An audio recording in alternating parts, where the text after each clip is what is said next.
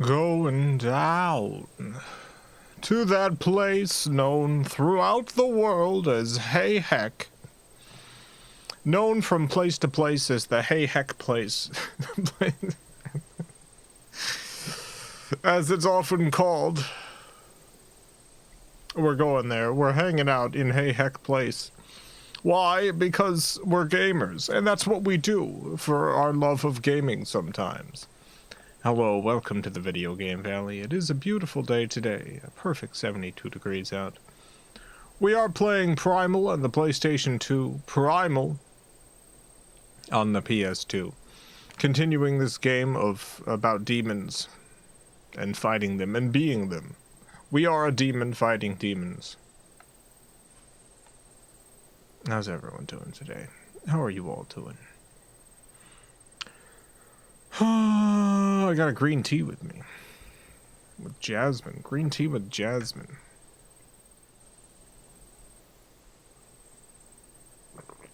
Yum. Green tea with jasmine, yum. Yeah, it's pretty good. Pretty good tea, if I do say so myself. Not too bad. Smooth. Real smooth.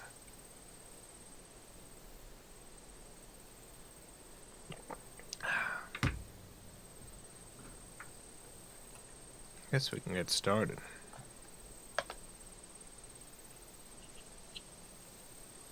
Had a bad day. At least it's Friday. Just finished watching Coraline for the first time. It's quite good. Henry Selick is unbelievable director. Great film.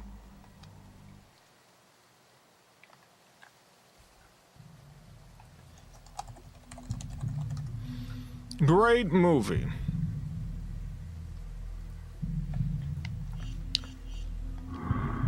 Brad, thank you for the $4.99. Read a comic where Batman, while in battle with Joker, falls into a vat of chemicals, which turns him into a little baby, and Joker is now a single dad. Excellent. This is it's a good story. I've never heard of it. But that's good. That should happen. I think that should happen more often. Batman should more often fall into a vat of chemicals and become a baby.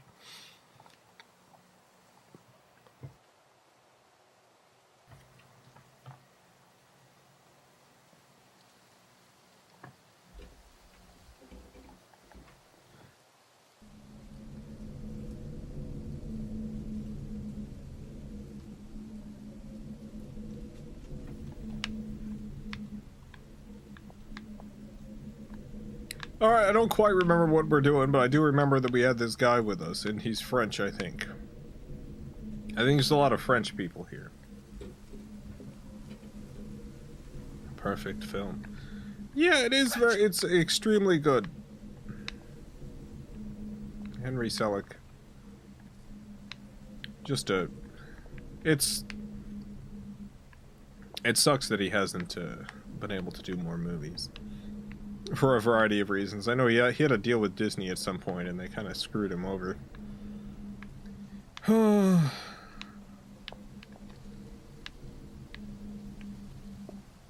Also, I read the original story, the Neil Gaiman one. Neil Gaiman's hit or miss for me.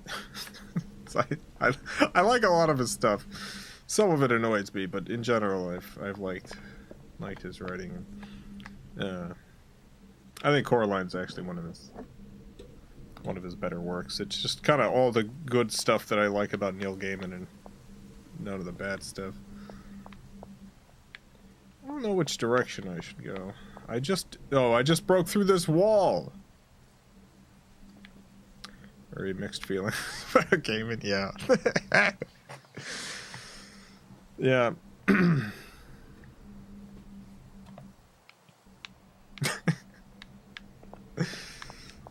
But Coraline is good.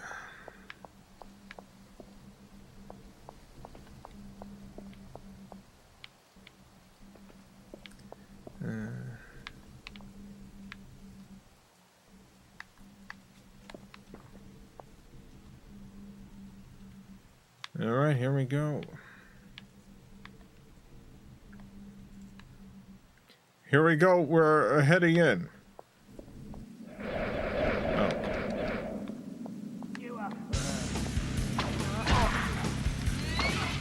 No!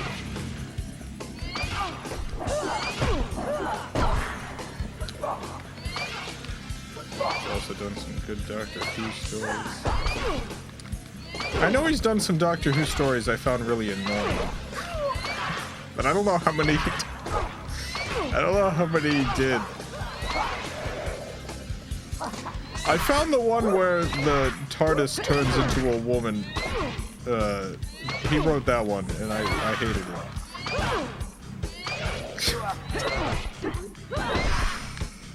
Boy howdy, did I hate that one.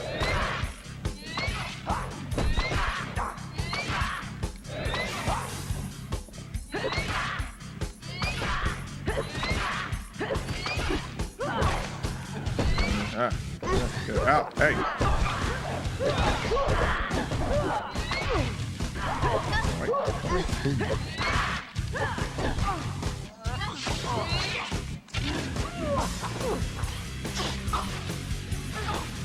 I only wrote one episode outside of that.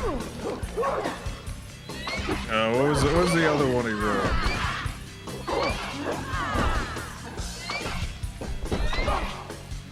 TARDIS turns into a woman. Was that an episode? Yeah, the TARDIS turns into a human woman.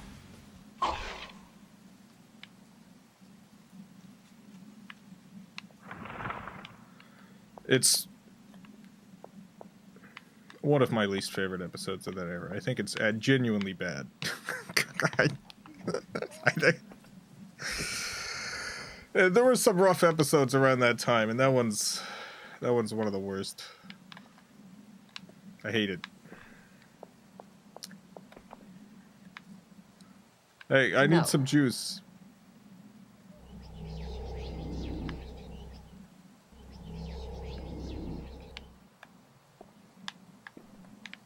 I need some juice. No.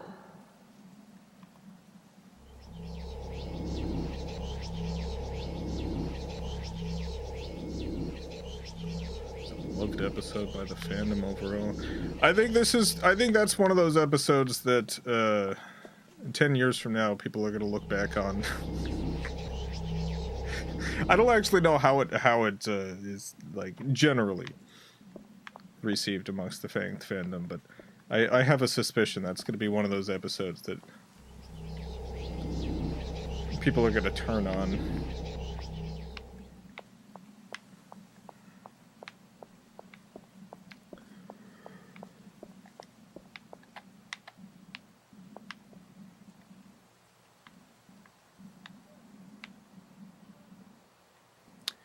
Got annoyed that his Nightmare in Silver got restructured down to a single episode and lost interest writing more.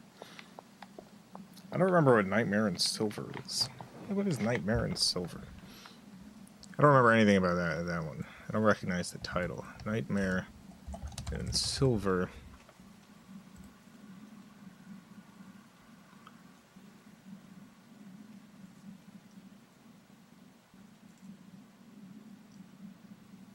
Extraterrestrial theme park.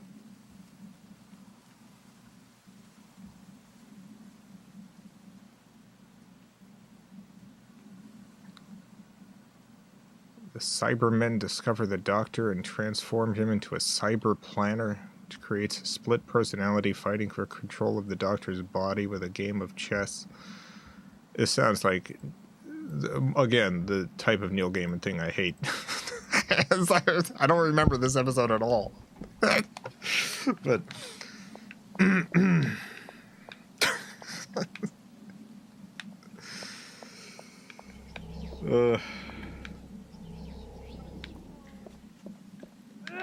oh god.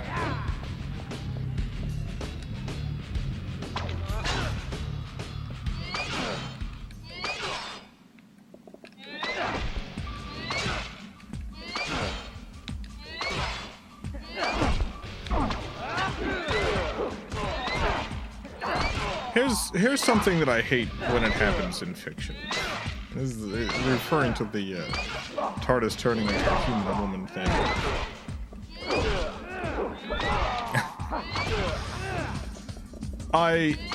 One of the things that I genuinely like about Doctor Who is the relationship that the Doctor has with the TARDIS. And I think that a lot of writers have done a lot of interesting stuff regarding that. And it's interesting specifically because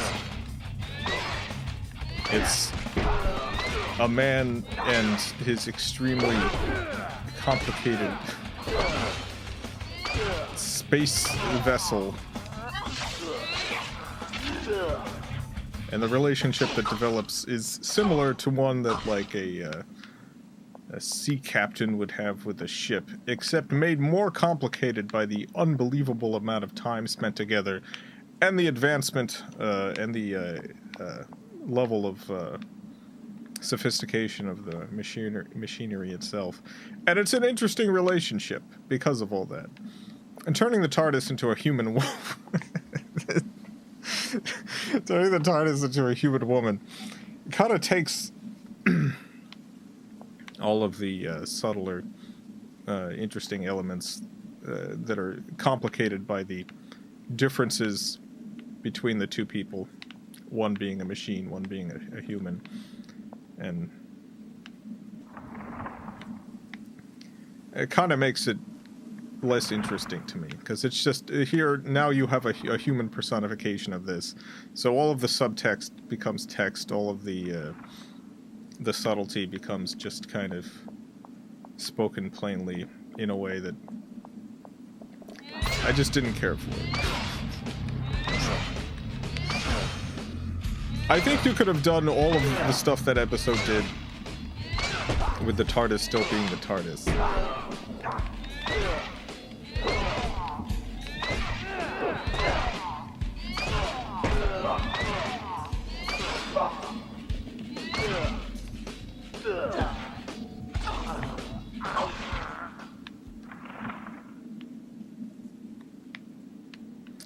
But that's me.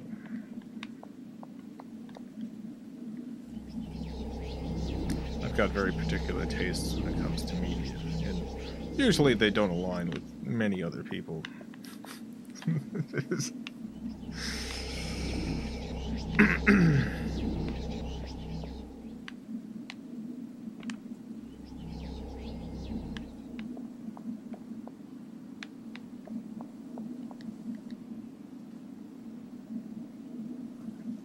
Way too heavy. Let's try it together. We got it. Go ahead and save. Didn't like the stuff about the bubble universe and the patchwork family. I don't remember. I don't remember what you're referring to.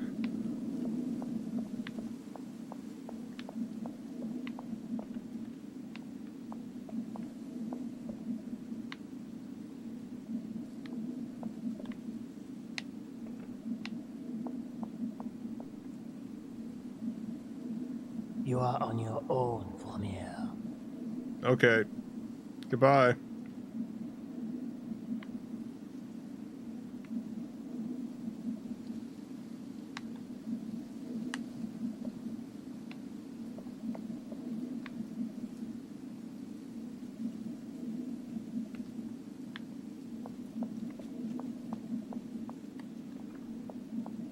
That was interesting here about opinions. Opinions of people I don't normally associate with Doctor Who. I was at one point a pretty big Doctor Who fan. Like, I had been a fan of the original series. I had watched it on like PBS or whatever.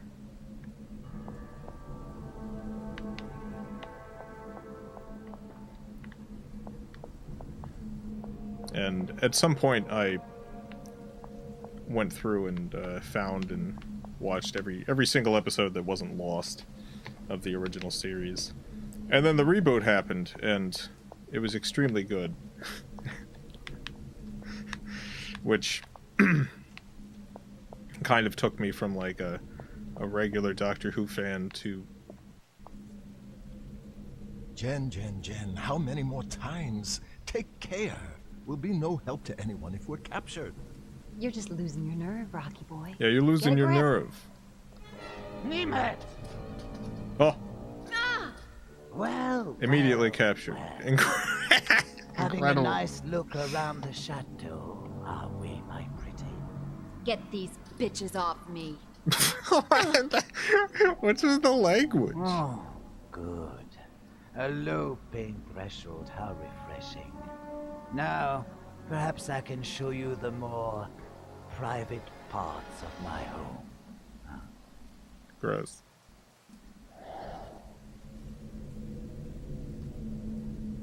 Oh, Jen.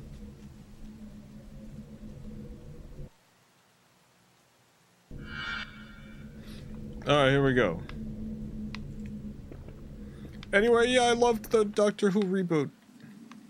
And I stopped loving it at some point. Pretty soon into Moffat's time with it. Like, there were elements of it that I didn't like before, but, you know, when you like something so much, even the bad episodes have a charm for you. So it took a while, but the show eventually did lose me. I haven't seen the newest stuff, although I'm sure I will at some point.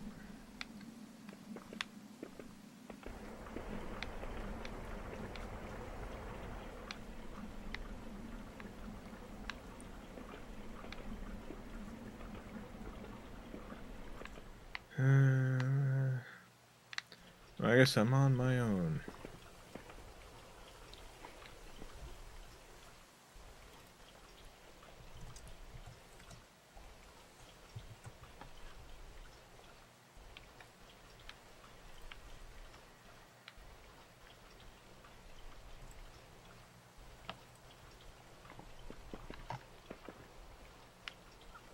I think for them to recapture the magic, they gotta have the budget.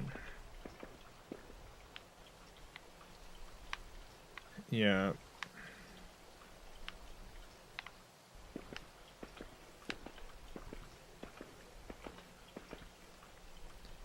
Did you listen to the surviving audio for the lost episode? Yeah, I did.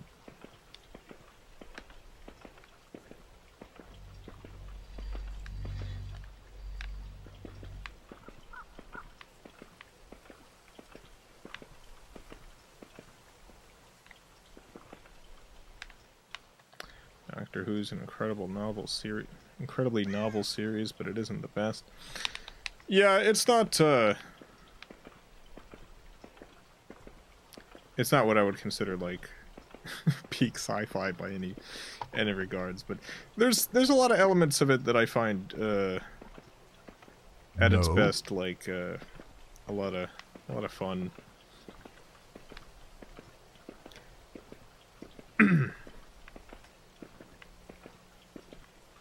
Miss Capaldi is the Doctor. Felt he was really underappreciated. He's absolutely like the very best actor who is given the very worst episodes.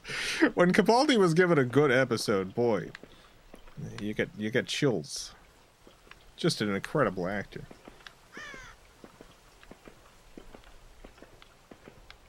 But he was given a bunch of clunkers.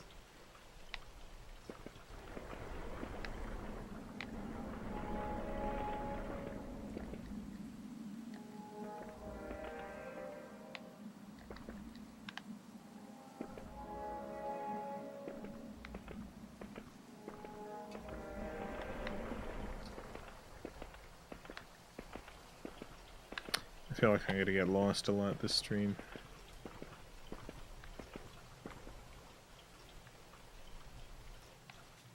Pierce Brosnan is great Bond, but all these movies were bad Bond movies. I think GoldenEye was a good Bond movie. I think all the others were pretty miserable. I think if anything, GoldenEye has aged well because of how campy it was in many regards.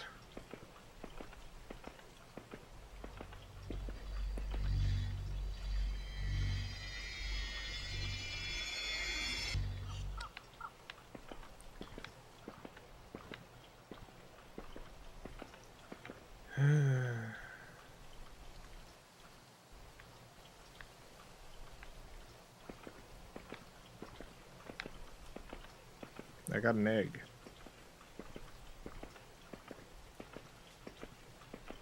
Most prevalent thing from Doctor Who appears to be weeping angels.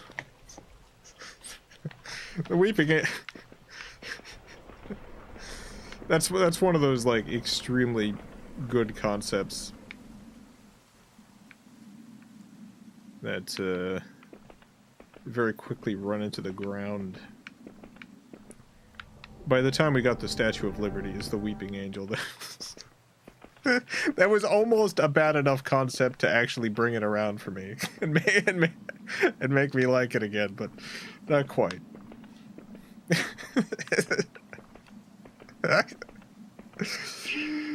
Look at all this ray tracing. God. And the PlayStation 2 as well. Look at it. Look at all these these traced rays. I don't think we'll gain access this way. Dang it.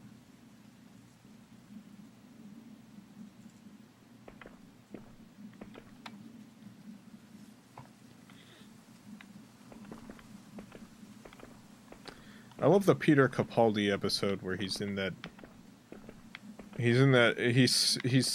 castle reliving the same day over and over again. Anyone remember that one? I don't know how well regarded that episode is, but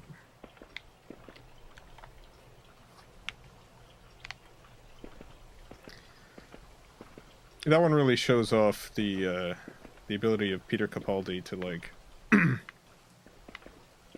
give the Doctor a genuinely like alien supernatural intensity.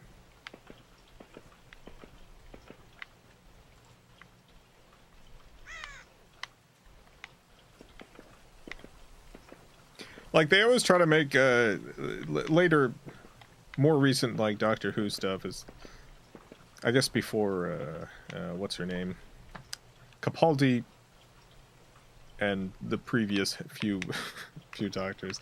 They tried to make the Doctor like kind of scary at times. Like this guy's Know something, little one.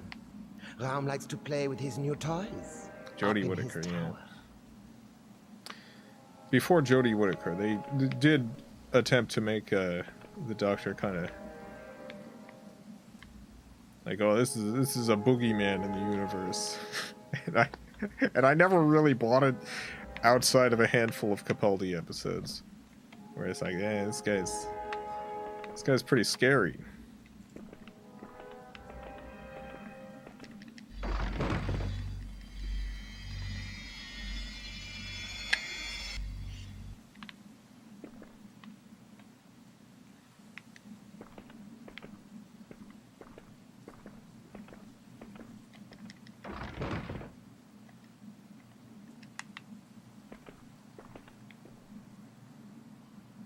He should have won an awards for that. He should have won awards for that episode, yeah.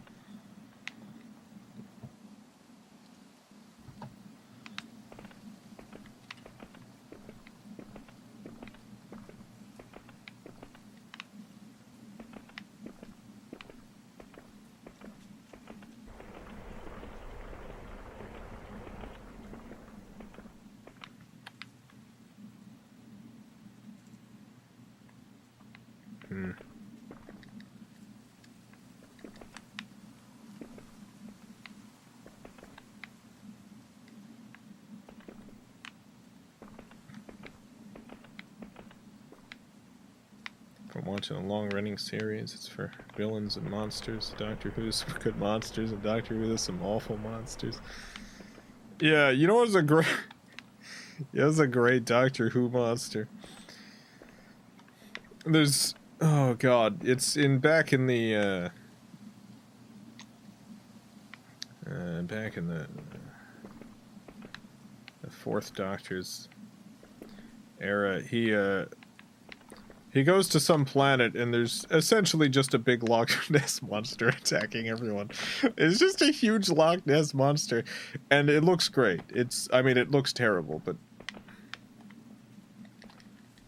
every time they show it, it's wonderful.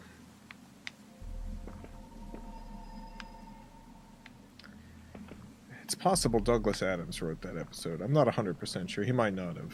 That might not have been one of his.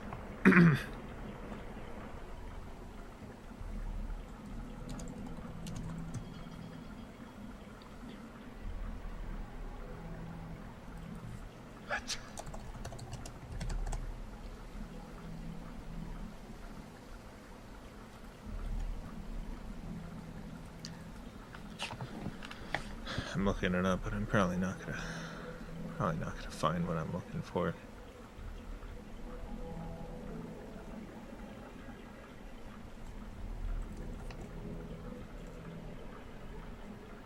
Yeah.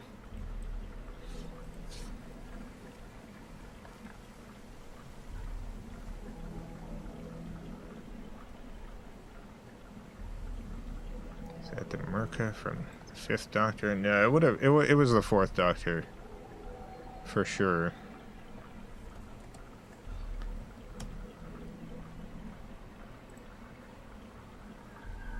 Mirka is extremely good, though. I'm looking up the picture of that. I forgot I forgot about this thing. Oh God! What an incredible monster! One second, I'm gonna show you a picture, everyone. This is a great pull. God, look at this. Look at this thing. Look at it. How could I have forgotten this wonderful, wonderful being? This is not who I was thinking of. The one I'm thinking of is like, I don't know, it's like as big as a mountain.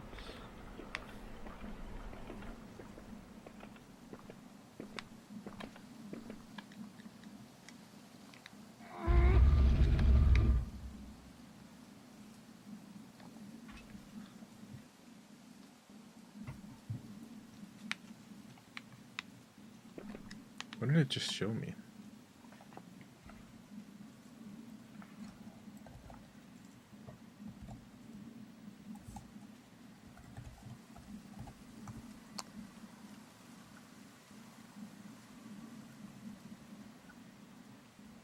I think you're thinking of either the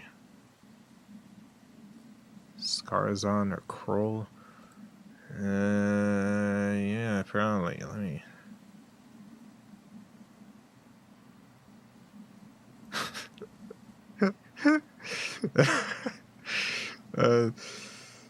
yeah, I don't think it's the Skarazon, but also, God, look at this thing. Oh.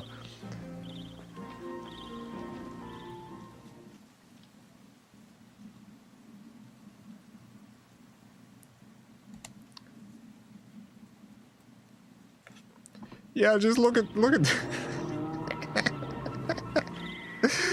oh, just incredible.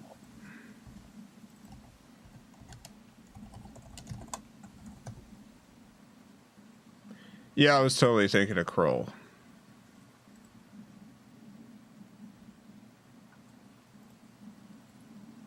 Thank you. I've discovered it. Yeah, it's Kroll. Here's Kroll. Look at this. What a...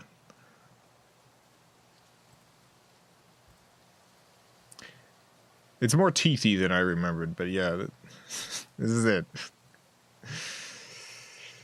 This is the thing.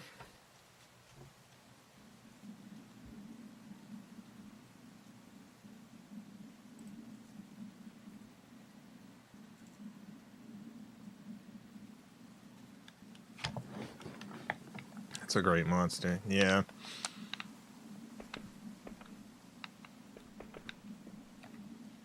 One of my favorites.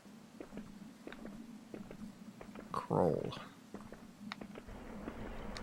Never remember the name, but I just remember seeing it coming over the horizon. They must have locked it from the other side. Come on, we're not getting in this way.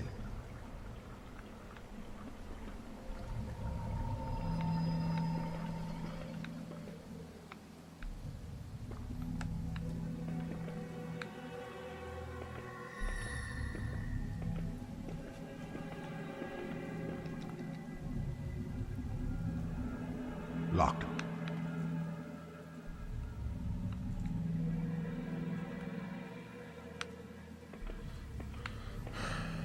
I pushed something and it did something, but I completely missed what it did.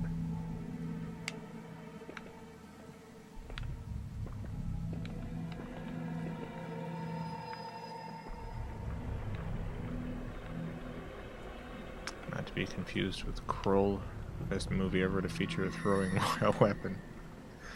Kroll is very Someone good, must have yes. secured it from the inside.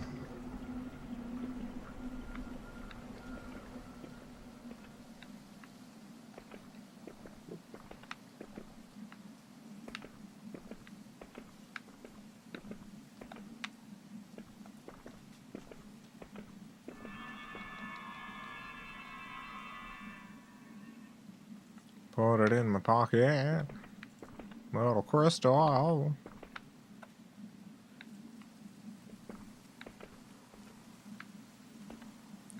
Not a fan of River's song, but I don't hate her like I used to. I thought River's song was a great concept for a character that they slowly made less interesting. The idea of like a character who encounters a time traveler and like the first time that he meets her is like she's met him however many times before, so many times. It's like it's an interesting concept. I liked it, but the fact that Moffat wanted to wrap up her story within his tenure of Doctor Who, it meant he didn't actually know her all that long. It went from being this interesting idea of like, oh, how many iterations of the Doctor knew this woman, to, oh, it was what, 2, 3 maybe. Just not all that much time, and as far as the Doctor is concerned.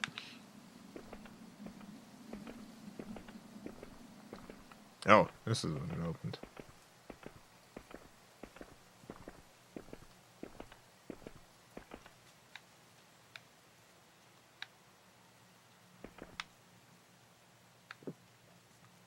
She was often played as sexy and flirtatious, and that wasn't Alex Kingston's strength as an actress. Yeah.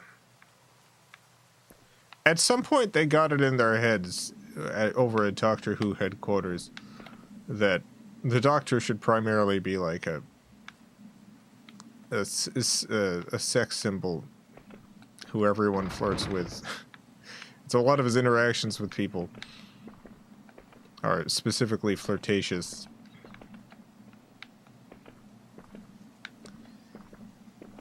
And it would occasionally work.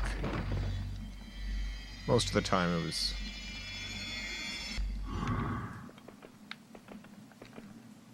kind of annoying. I just didn't buy it. That's what Jack Harkness was for. That is exactly what Jack Harkness was for, yes. Did they ever bring Jack Harkness back? I can't believe they just...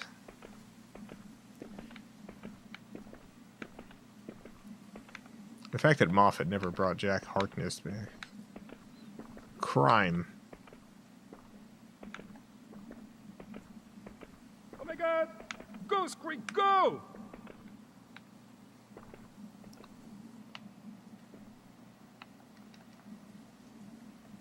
Is this head talking to me?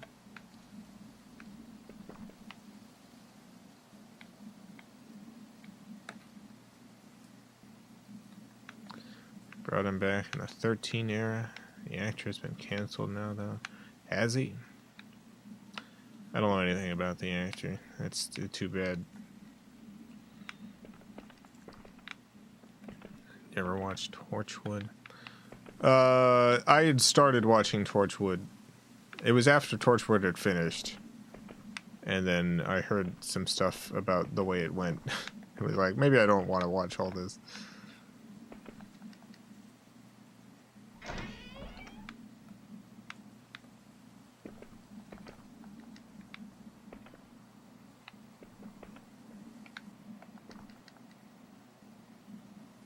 Someone must have secured it from the inside.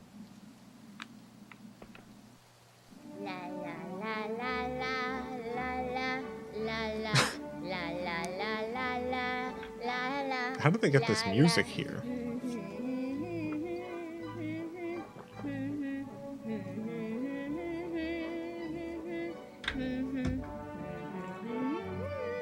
Why, sir, I love it. What are you doing? I was dancing, Mother. You were not dancing, Helot Face. You were spinning around like a fat little pig. Why? Hey. I like to dance. Yeah, she likes to dance. I like to thrash and bite you, but I don't do it in the ballroom. You did last week. Don't answer back. Go to your room before I tell your father. No, don't tell him. Please don't tell him. Stop sniveling. You're not a Helot. I hate you. Well, you're a good little race then, at least. I wish you were dead. Of course you do. That's my girl. We brought you up properly. Now get to your home. Please, Mother. Please, can I come to the ball tonight, please? No, Why not? because you are unsightly. Everybody hates you, you cannot dance, and I wish you had never been born. It's a lot of reasons. I can dance. I can dance. I hate you. I hate everything. Honestly.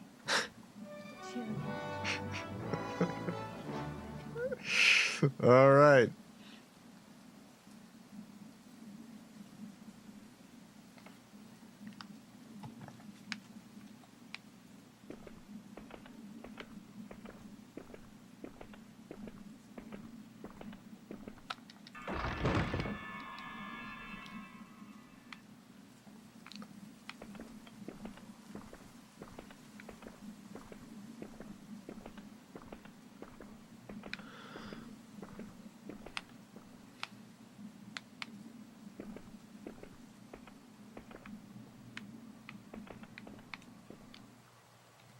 Save the game again.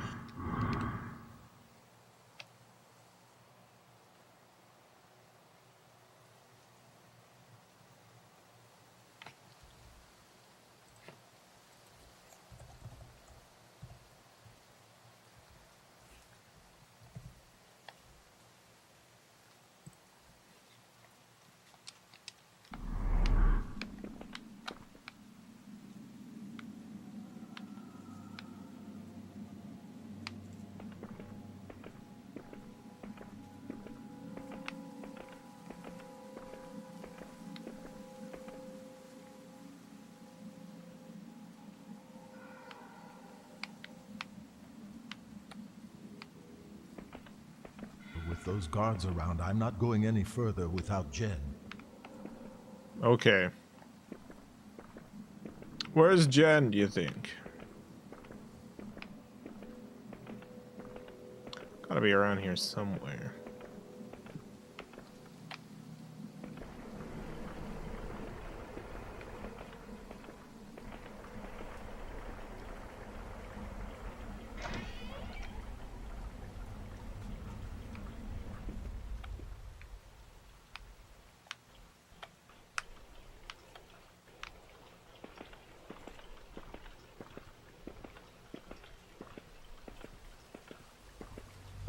Gonna be a while before you get Jen.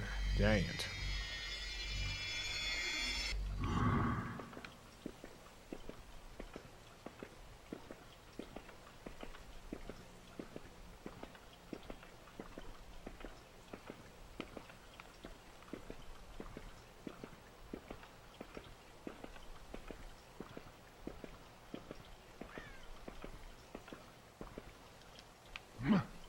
Hey, hey. Yeah, I'm climbing.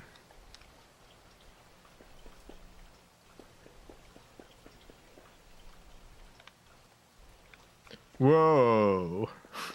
Perfect.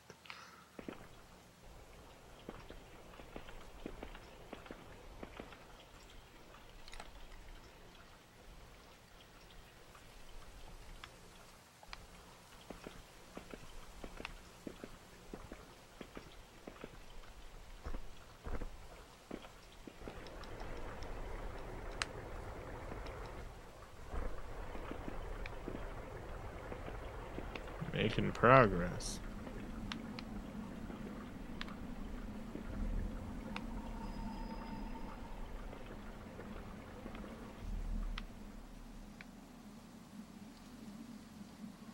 I love whenever you climb walls in other games and reaching a corner clearly requires a lot of effort from the engine. Yeah. Yeah, it's got to do a whole surface transference thing. It's the script for climbing around on the wall. And then a script for transferring you from one wall to the other.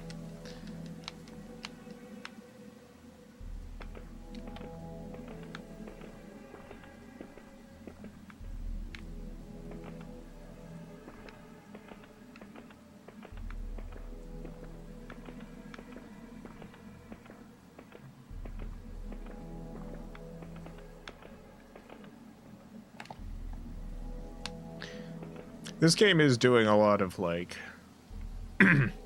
pretty impressive stuff for the era. It's just got a lot going on, all in one game.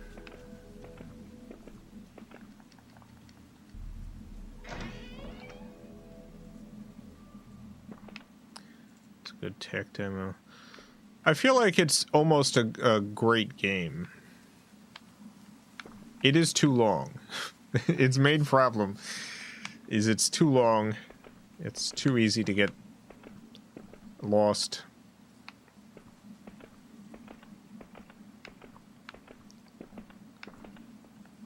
But it is very forward-thinking.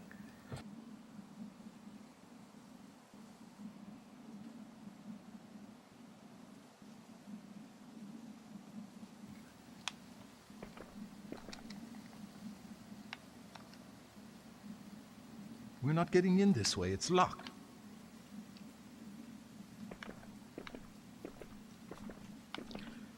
Dang.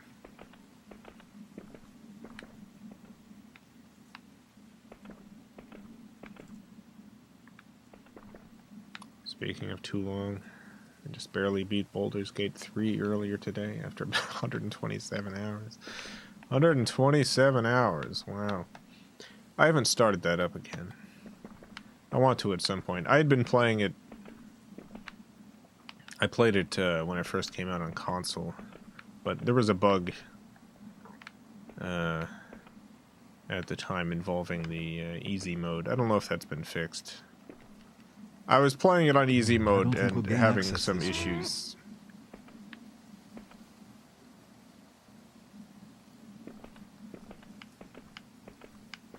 I'm hoping they're fixed by this point.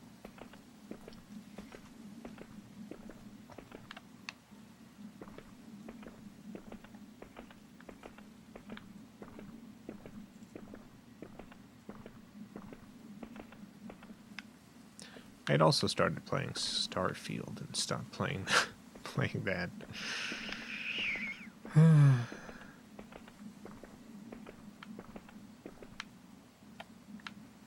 Love your work. Thank you. Thanks for stopping in. Thanks for the kind words.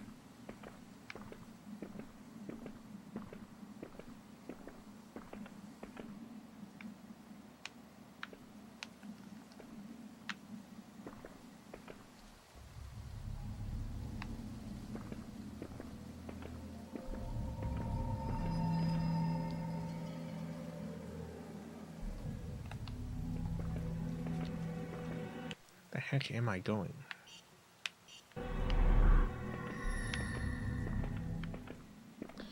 I'm so lost.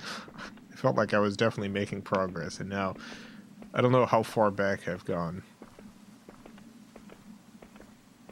I haven't opened this chest before, so that's a good sign. I got some object. Trying to get to Rom's laboratory. Alright.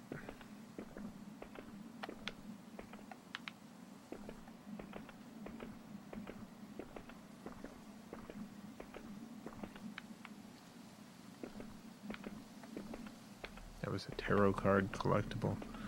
Thank you.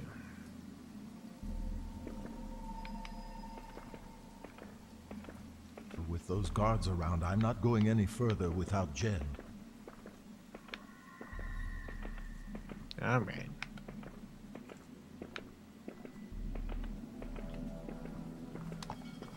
Acted in a YouTube thing recently. Can't say much about it though.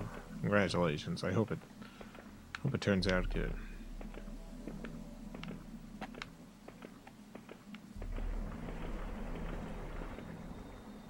You'll know you're in the right area if you hear some heads laugh at you. Okay.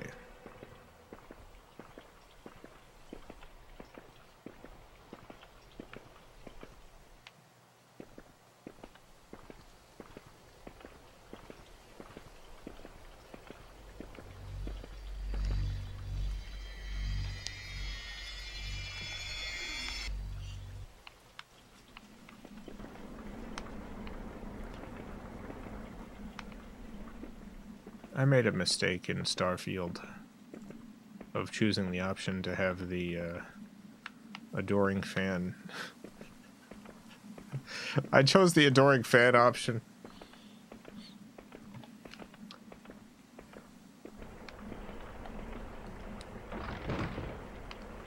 I found the adoring fan kind of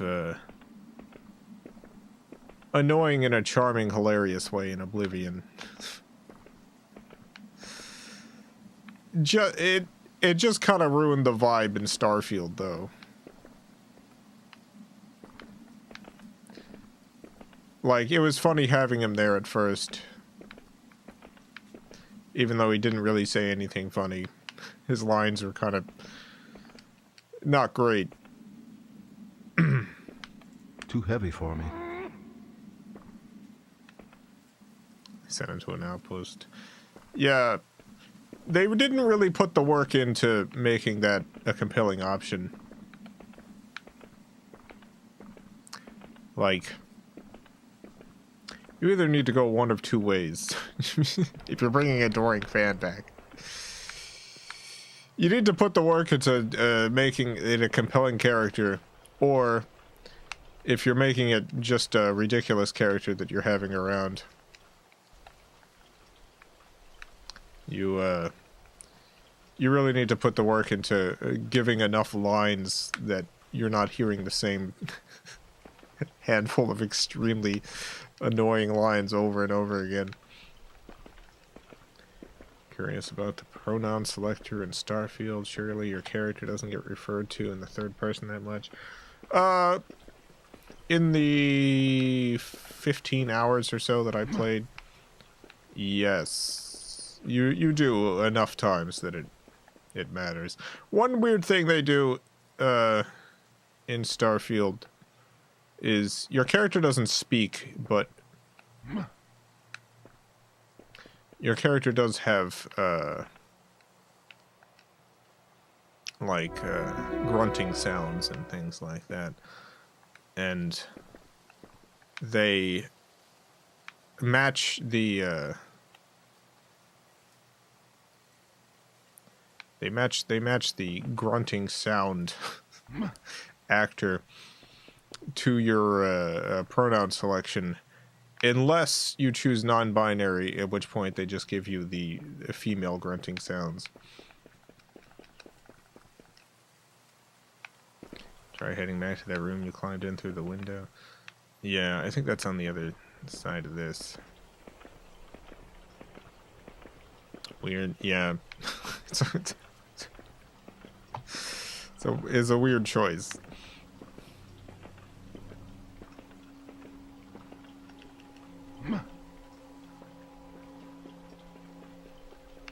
Don't like that implication. No, no. At the very least, they could give you the voice choice that so many games give you. No. No.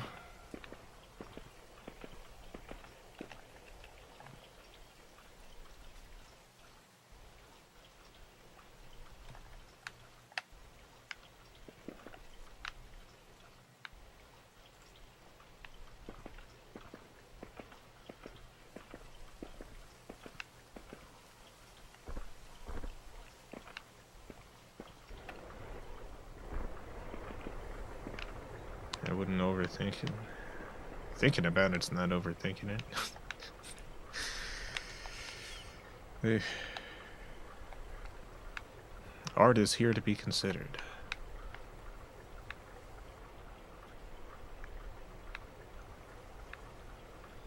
If you're actively choosing non-binary, the implication is that you're doing so to avoid choosing the generic man voice. No. Not. That's actually not the implication. If you're choosing non-binary for the character, there could be any number of either role-playing or your own identity that you're putting into the game.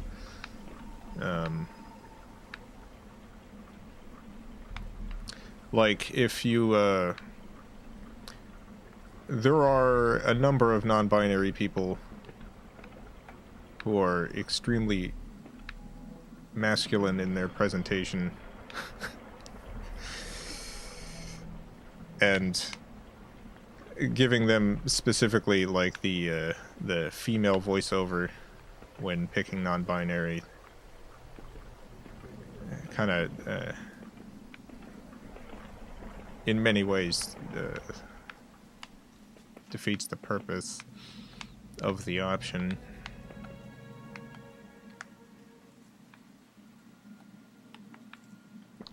This where I'm going should be opposite to you.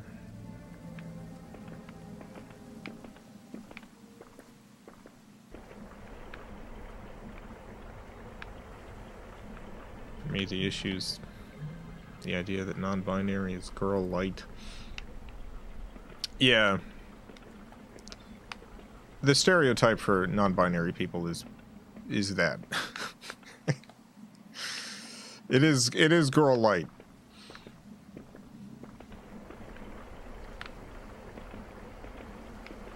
Opposite to the wall you came in.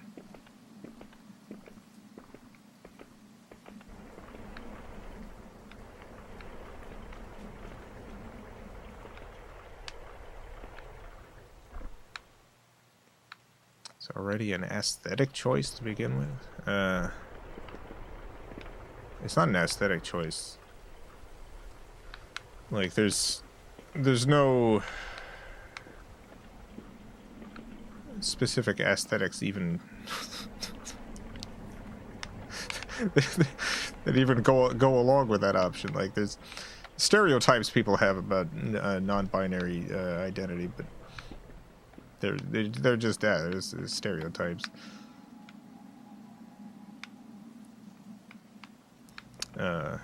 And yes, people would be upset choosing the non-binary option and getting the base guy voice in the same way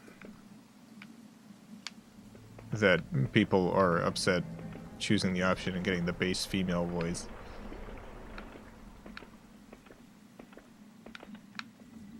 Like, either of those decisions is the incorrect one. Oh, here we go.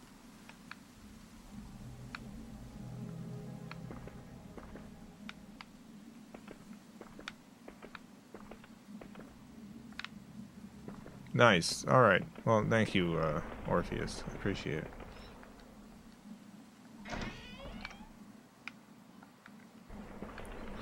The weirdest part to me about the whole thing is that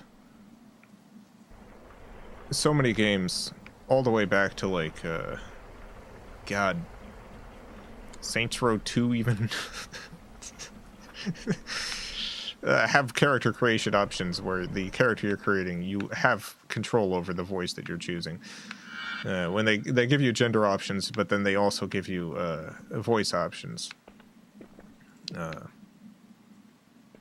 It's just a pretty common thing to put in these types of games, and it's weird that they would include the pronoun selection, but not the voice selection.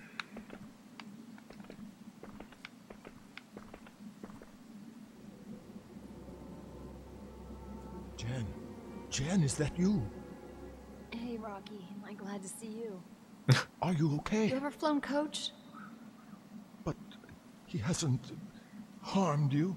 Apart from locking me in a box full of spikes and blades where the slightest movement draws blood, no, he's been the perfect host. Right, okay. Try to keep still. Hey, thanks, Scree. I hadn't thought of that. Sorry. Did he... I mean, he brought you straight up here, did he? He hasn't... He hasn't touched me, Scree. I think he was saving me for later, but thanks for the concern. No, he suddenly got carried away about my van brace. He took him away, locked me up in there. Your van brace? No. Okay.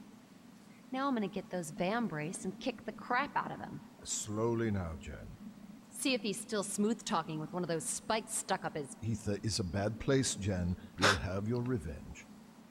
He may be a vampire, sadist, and mass murderer, but he's also quite a scientist by the look of things. Oh, well, let's just shake him by the hand and swap journals, shall we? I'm just saying. Locked. Yeah, I saw him lock it. We must get this open. But if Raum still has the key on him, we're in trouble. Trouble. Right here in River City. Don't know how you would appropriately address the issue from a sound design perspective. Well, again, other games just give you the option over voices, which which just solves the issue by itself. If you mean, like, how would you represent, like, a non-binary voice, there's a spectrum of those. So, you either don't address it and give the player the option over different voices and which one matches what they want, or get a couple of non-binary voice actors and put those in the game. Like, they are already doing multiple voices for the player character. It's just tied to the male-female gender options.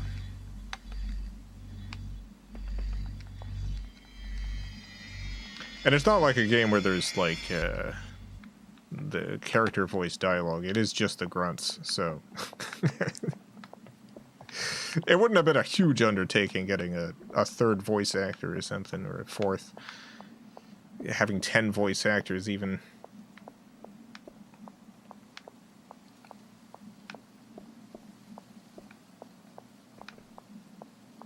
Like, your character doesn't say anything.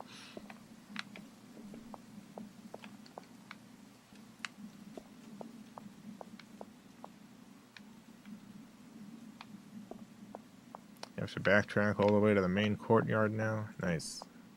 Alright. Let me go up this ladder first. There's something sparkling up there.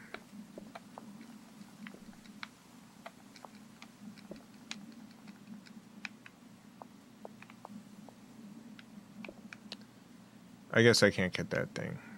I guess it's just set dressing.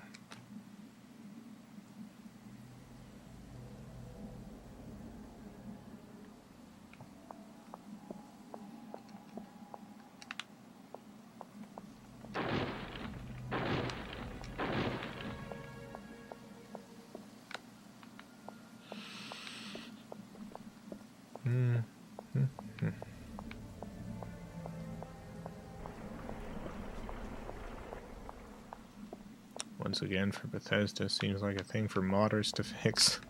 Yeah, I'm sure there's gonna be... I'm sure there's already mods on PC or whatever that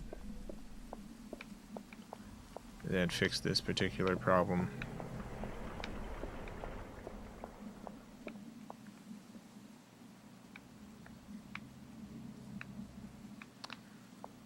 As a trans person, I really feel the more options, the better.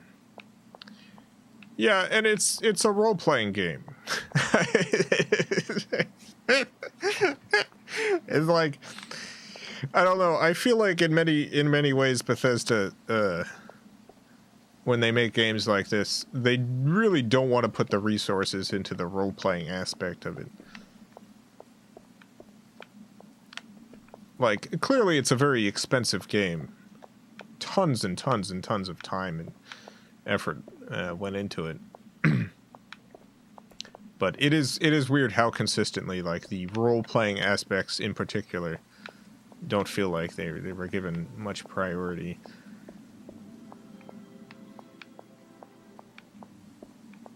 Hey, the Count's rooms are in the East Wing. Thank you. I love playing as a girl with a masculine voice whenever I get that option. Yeah, that's how I played through the Saints Row series. That's a particularly good series to choose that. And choose that option.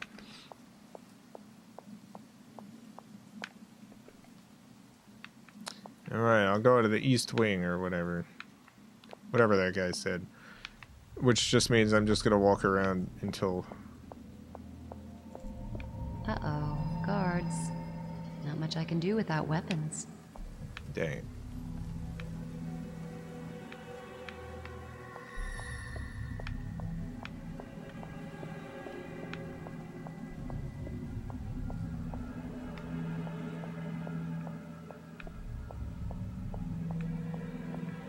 Uh-oh, guards. Not much I can do without weapons.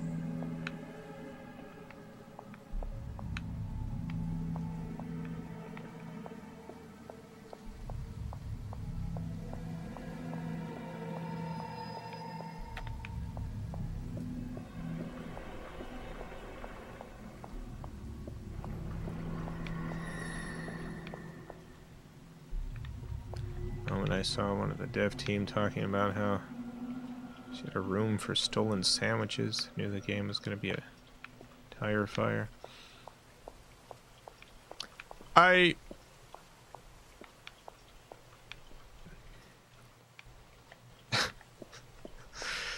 It's those kind of elements, the like the ability to collect a bunch of stolen sandwiches and put it all in a room, that I think actually lends itself to an excellent role-playing experience that Bethesda doesn't take a good enough advantage of, because their engine and the way that their games are put together genuinely does give you a level of freedom in action that other games don't, which is perfect for role-playing. And so it sucks that so many of the other elements don't really facilitate that. I kept getting over-encumbered, so I stopped playing. Yeah, it's way worse in Starfield than it has been in any other game. I could not believe the fact that I was over-encumbered, like, constantly. And I was putting I was putting so many points into giving me more carry weight just because of how annoyed I was at that, and it just wasn't helping.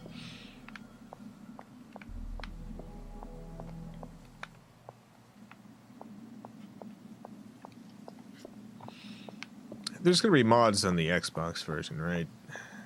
I would 100% play with a mod that just gave me infinite carry space.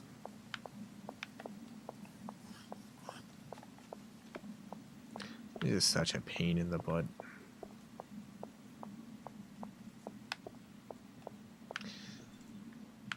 Especially for a game that... Like, I didn't play long enough to tell if this is true, but, like...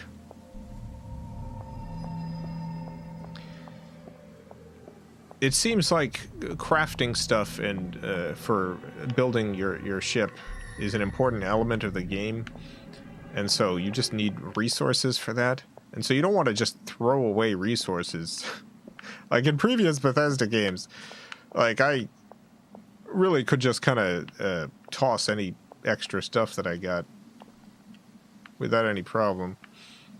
But in this game, it's like I need to hold on to It this. must be locked from the other side. It's got a bunch We're of not iron. getting in this way. And it's super heavy.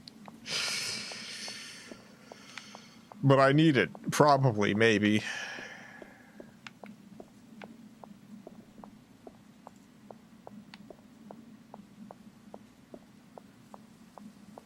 Need to put it in your ship. I did put it in my ship, and immediately my ship was over encumbered. I couldn't put anything else in my my ship. I got It is over not encumbered like budging. instantly with my ship.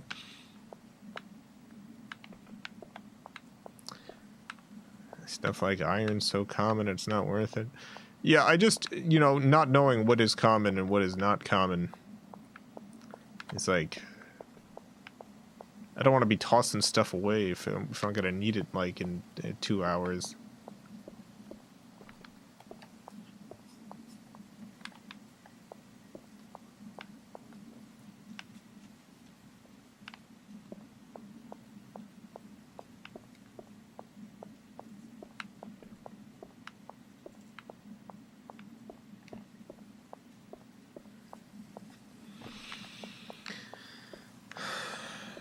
I wonder how well Starfield did. Like, I'm sure it did pretty well initially or whatever.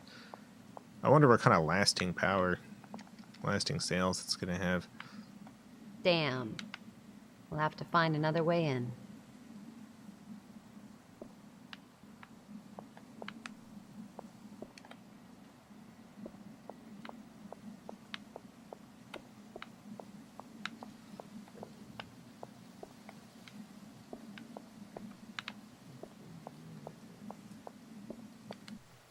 Map have any clues on how to leave?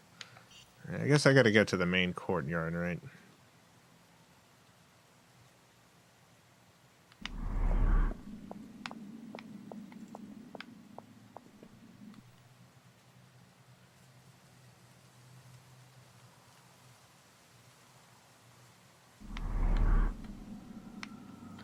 Resource management was part of Fallout 4 too, but thankfully in that there was ways of cheesing it. I don't remember doing a lot of resource management in Fallout 4, but I completely ignored the settlement stuff. I hated it. Just let those settlements figure themselves out.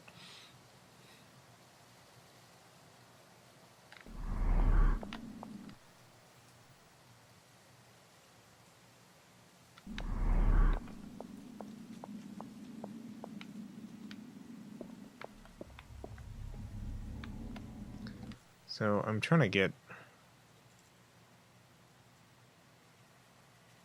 to the courtyard, right? That's where I'm going. I go to the courtyard.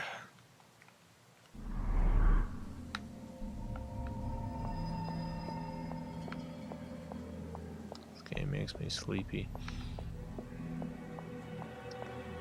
Yeah.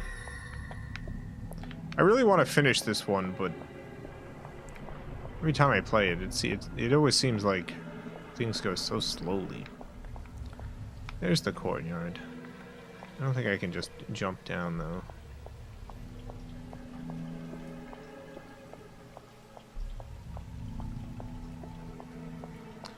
This game really needed a Oblivion-style press a button and have a smoke path appear in front of you where you need to go feature.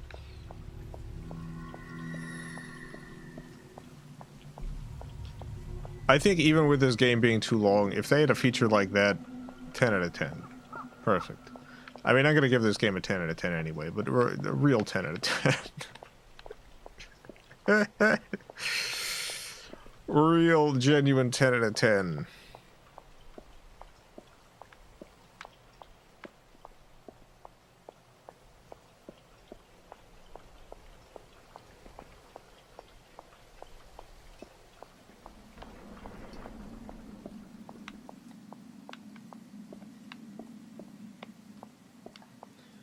Waypoint indicators be a big deal.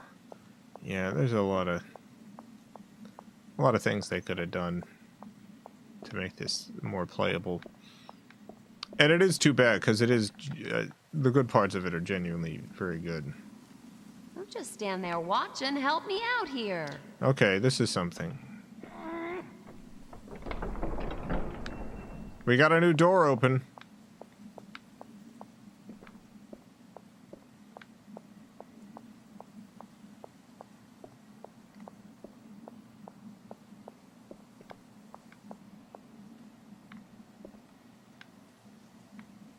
Jen should have had a horse or bike for these maps.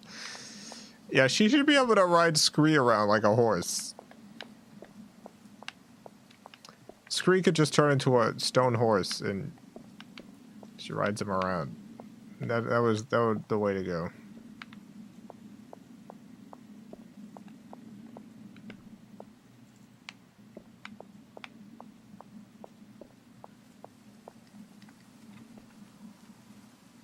It's not gonna budge.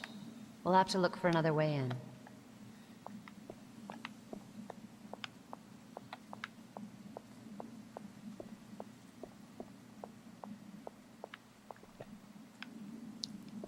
I mean, this is one of those instances where, like, you know, when this game is coming out, we're like, when was this?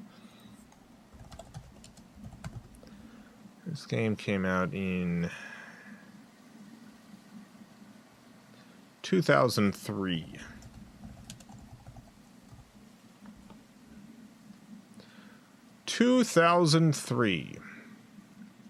So this is like this is 6 years after GoldenEye. So, you know, we're still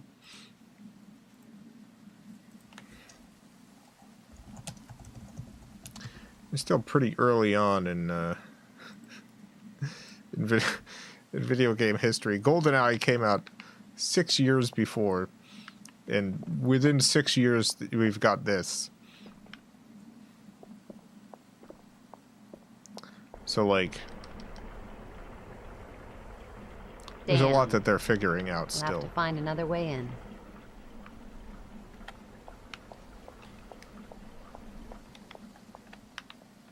When you're increasing the scale of the experience so much, it's hard to intuit what sort of thing is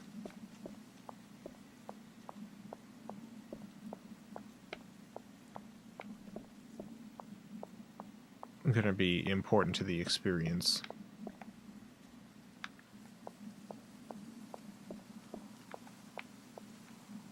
Try going back to the fireplace room. Is this the fireplace room? Yeah, it's the fireplace. Oh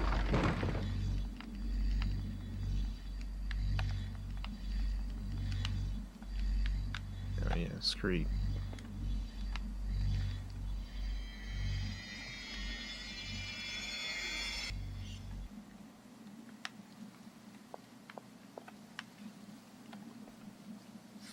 First Halo came out in 2001. Yeah, those are... like, this game is attempting a lot mechanically and story-wise and presentation-wise. It is not budging.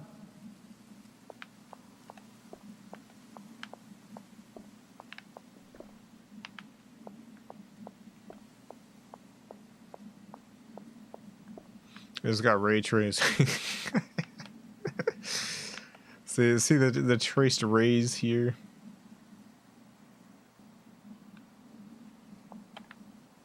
Game have a 2-player mode? No, it's 1 player only.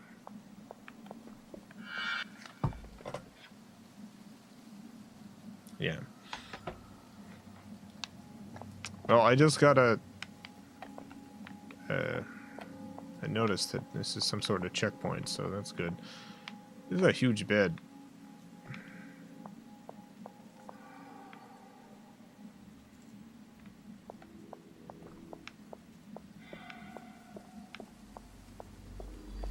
There, we got an egg here.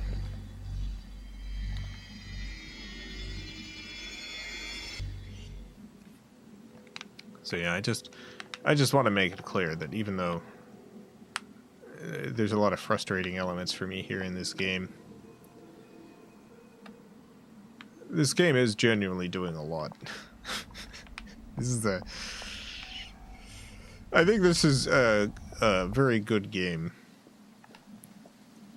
The boy's a real fashion victim. Hey, I bet one of those severed heads was a tailor that gave him the wrong shade of black. Got him. The key's not gonna be in her dresses, Rockhead. No, I fear he still has it on him. But I think I may have a plan.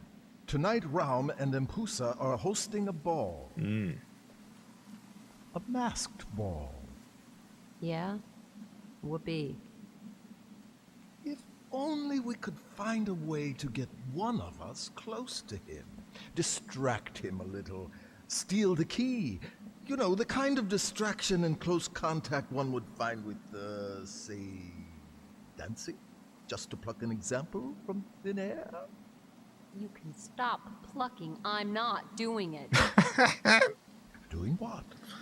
Putting that dress on, disguising myself as a wraith, dancing with the Count, and stealing the key. Now there's a plan. I said no! If it's such a good plan, why don't you wear the dress and try it? Naturally, if you're not capable of carrying off the role of a fine wraith lady, the plan isn't worth pursuing. So, do you have a better suggestion? Give me that. Yeah. I'll show him who's a fine wraith lady. Should be quite a night. I heard one, young lady desperately trying to be invited. Exclusive guest list, huh? I'll say I'm with the band. Man, is this tight! I believe that item is worn the other way up. Just couldn't resist a peek, huh? Yeah, Scree. You Of course, there pervo. is a certain arcane etiquette at these affairs, a modicum of decorum, naturally, and established codes of behavior that... What, you don't think I can act like a lady? Well, Da ba ba ba ba ba. Don't wait up.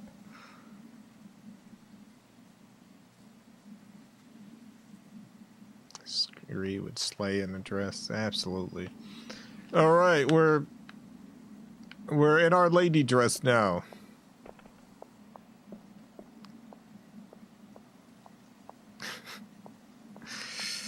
We move around like a character from Corpse Bride.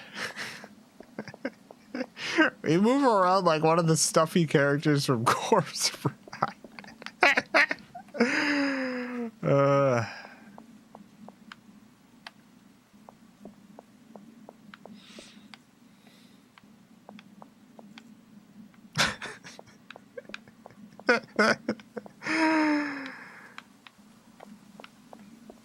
Unbelievable.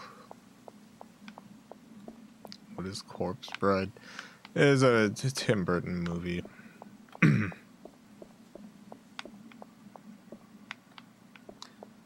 Stop motion.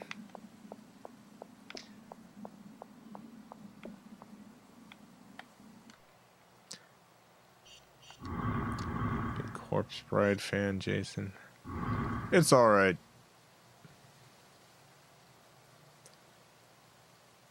I like it. In terms of Tim Burton movies, it's not one of the bad ones.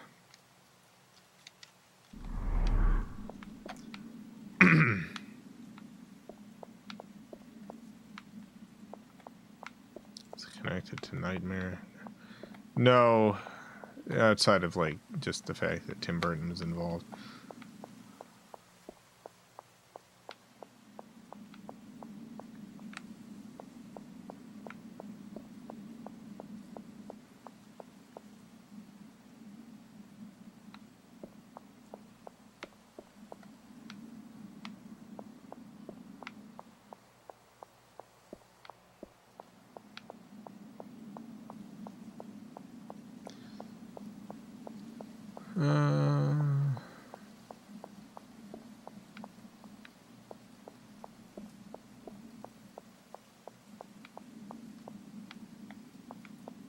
Gotta get to this ball.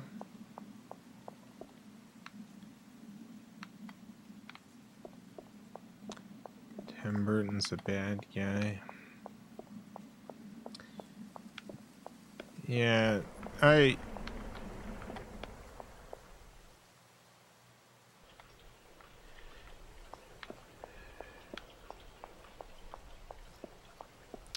a handful of interviews that happened a few years ago then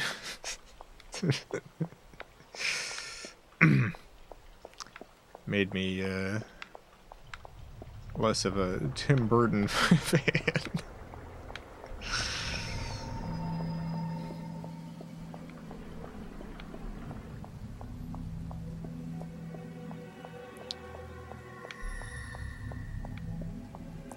What do you say? There was just some answers to a reporter asked him essentially why he doesn't cast black actors in his movie, and his answer was pretty bad.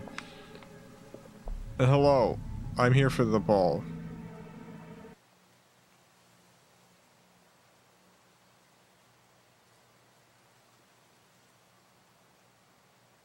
Okay, I'm just the same as them. I am just the same as them. No one will turn a hair. I am just another guest.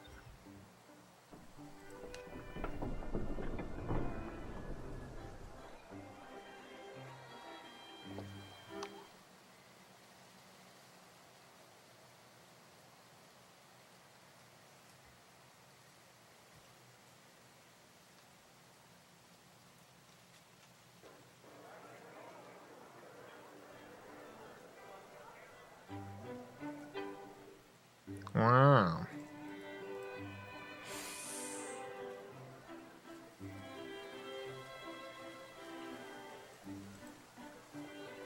Lady, forgive me for intruding. May I have the pleasure?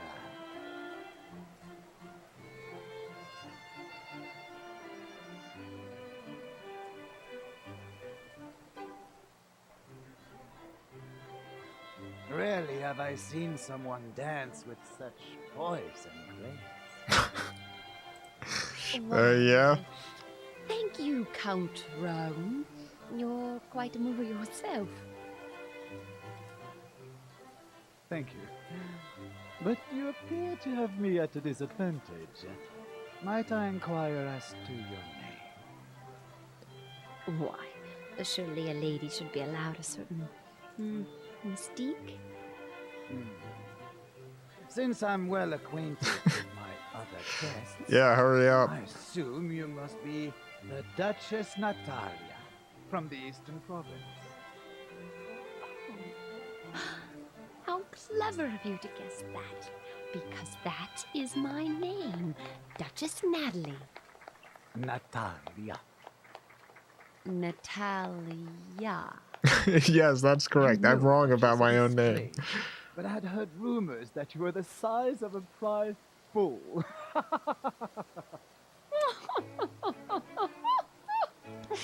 I've been ill. Curiously enough, I heard you were the size of a prize bull, too. Oh. My dear nimble Duchess. Well, sir, I wouldn't want you to neglect your wife.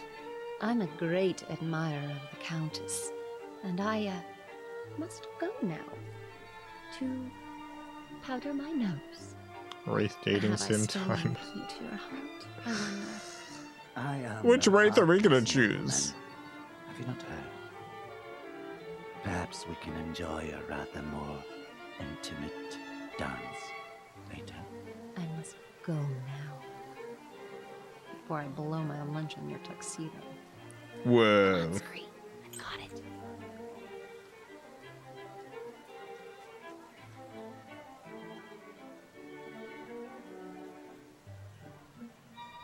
Who were you talking to, Rama? Oh, just a tiresome guest, my poisonous orchid. Oh, these affairs are full of parasites and bull. My Must we wait until the end of the evening to drink the hell's blood? There is nothing we must do, Enthusa, my beloved. We answer to no one. No. We can wait. Let us enjoy the anticipation. A pleasure to savor when the guests are gone. Shall we dance? They're in love. I think this relationship's gonna work out.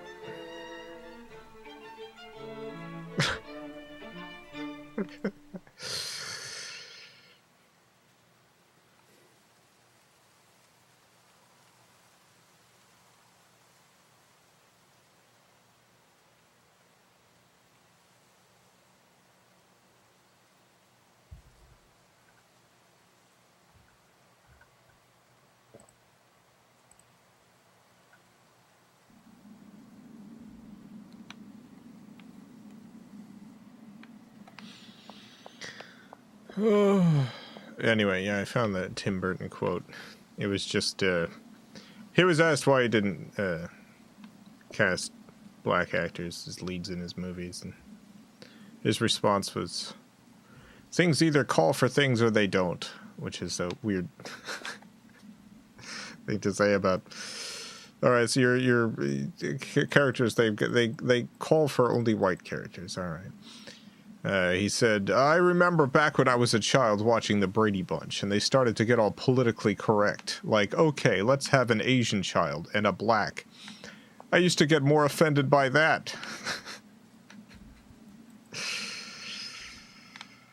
I grew up watching blaxploitation movies, right? I said, that's great. That's great.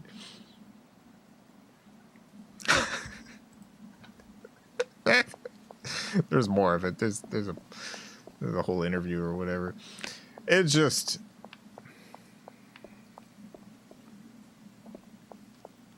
you know, sometimes people just really genuinely don't give a lot of thought to stuff.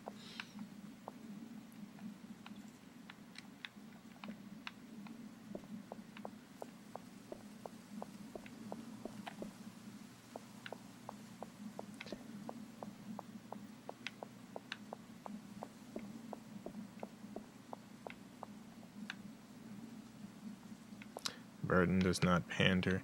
Weird how anything for white people's not considered pandering. Weird. It's strange how is only pandering if it's anything except for white people.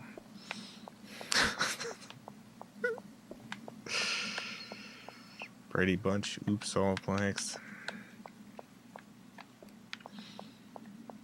I'd watch a black reboot of Brady Bunch. You know what? I'll be honest. I'll watch literally any Brady Bunch reboot. I know you're saying this as a joke, but God, I think that would actually be very good. I think a black reboot of Brady Bunch. That'd be great.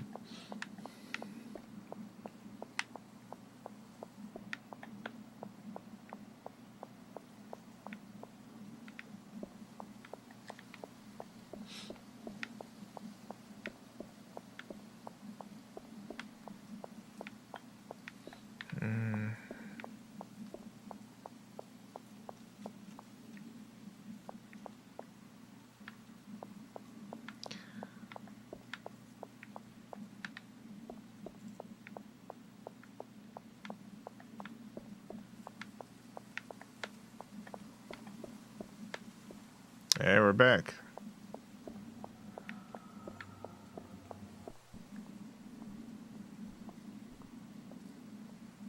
Yuck. I think I need a shower now. What happened to you? I had to get out quickly. Someone was after my hiding place. A kid? She seemed really upset. You were dancing with Daddy. Dancing with Daddy? So you got the key? Watch your wallet while I'm around. Excellent.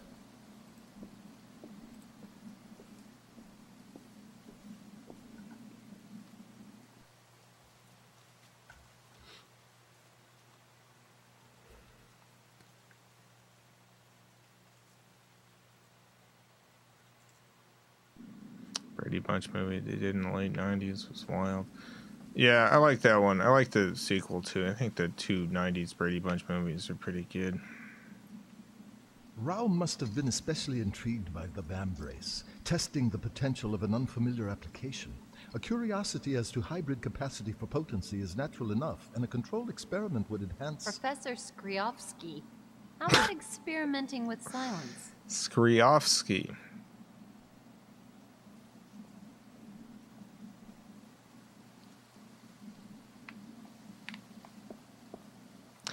But yeah, the thing about Burton's statement that strikes me the most, that I think is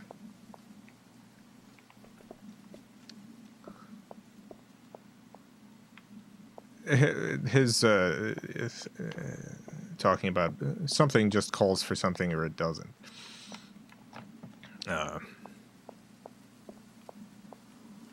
Like he's not the sort of person who's just going to consciously tell himself, I'm never gonna cast a black person as a lead actor. He just has a lot of that good unconscious bias where it's like he's casting for a movie and he's envisioning a character in his head, and somehow it's always a white person. And people come into audition, and a person who comes into audition is not white, and it's like, well, this is not what I'm picturing in my head. This person's not right for the role. I've seen the blood machine. It is well hidden in the dungeons beyond the maze. Plenty of actors who aren't white who would fit perfectly in his content. Just a ton of wasted talent. Yeah, it's tremendous wasted opportunity. Like not only is it just wasted, like it's hard for actors who are not white to land roles to begin with. But there's a lot of art in general that just never gets made, never comes together because of that kind of stuff.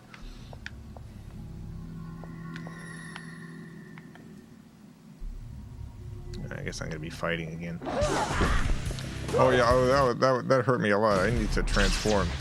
I can't be regular Jen. Oh god.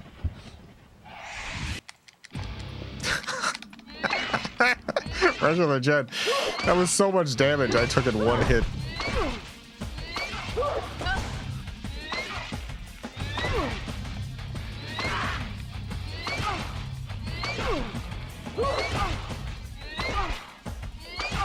Same goes for gender and everything else. Yeah.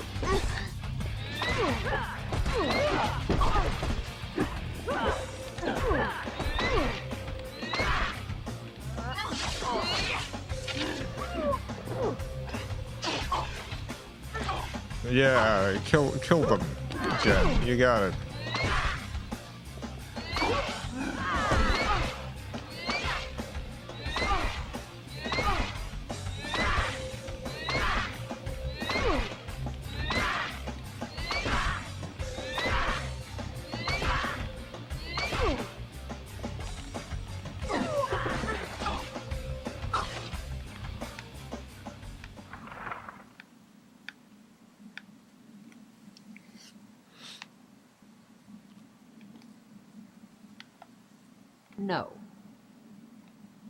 No. Trying to heal, but I guess I don't need to heal. Check if the corpse sends a key. None of them are shining. They always shine if they get a key, but I'll keep a lookout.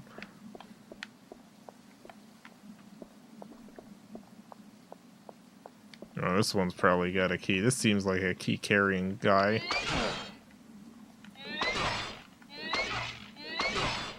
Tim Burton movies all feel very gay, but no gay characters. Appropriation. I'd say some Tim Burton movies feel that way. Not all of them.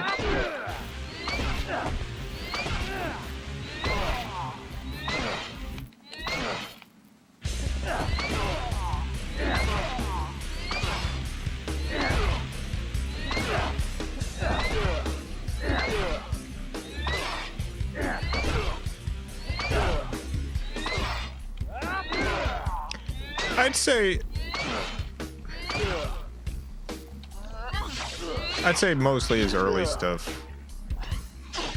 And a lot of that has to do with, like, I feel like in many ways early Tim Burton was producing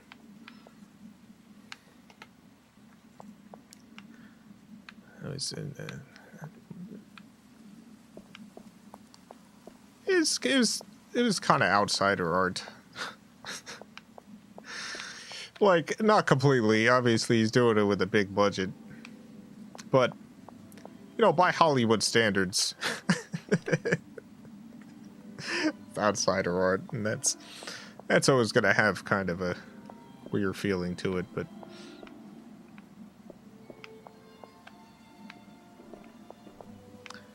he doesn't really make those kind of movies anymore.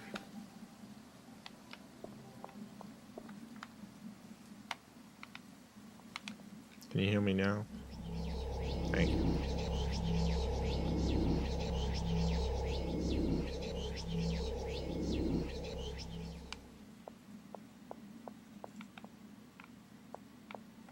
He became Dumbo, as he put it. He became Dumbo. I'm gonna get more of this health cue. I didn't finish Dumbo. I started watching Dumbo. I got very bored. I wanted to watch all of Dumbo, but I did not. I did not.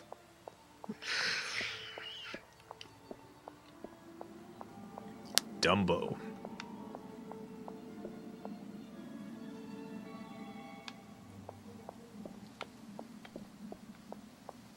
Pee-wee's Big Adventure, pretty good movie. Ed Wood, very good movie.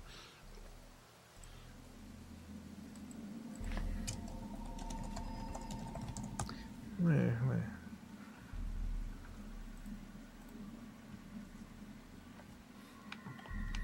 A fondness for Beetlejuice. I like Batman and Batman Returns. I love Mars Attacks.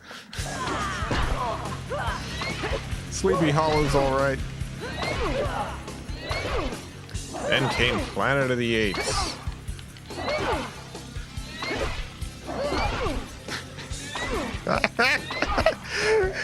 I think Planet of the Apes was really the moment Tim Burton.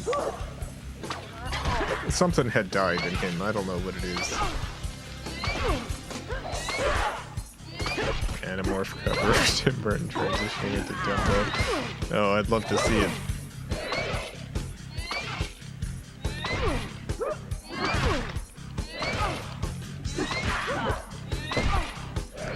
Big Fish, but it's been years since I've seen it. I think Big Fish, it's been years since I've seen it too. I think it's generally considered good. Some people think it's his best. I do not.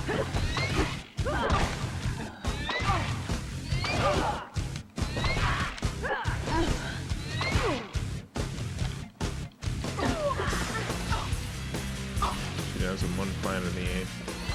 Yeah. It's just a bad movie. The funniest thing about the movie, though, is the original Planet of the Apes ends with a big twist.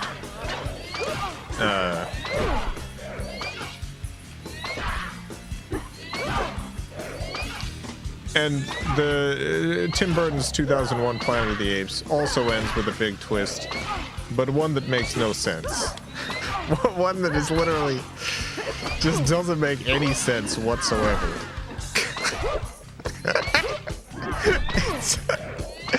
It's such a bad twist. It's so funny.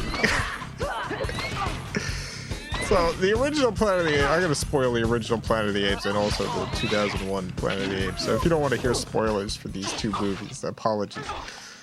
It'll be a few minutes. In the original Planet of the Apes,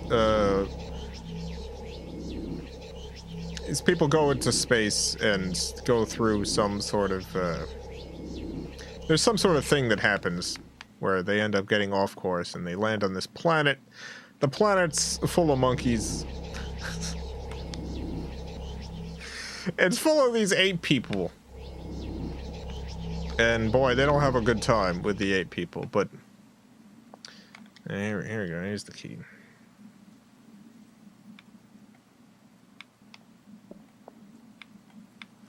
But yeah, at the end of the movie, the main character goes off and stumbles upon the Statue of Liberty, which is sunken into the earth. And he realizes that humankind apocalypted themselves.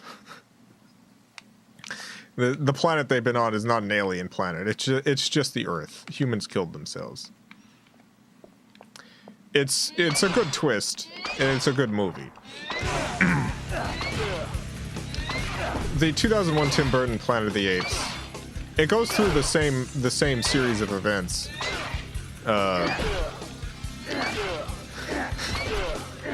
But instead of the main character stumbling upon the Statue of Liberty, he instead gets back at his spaceship and heads back out into outer space.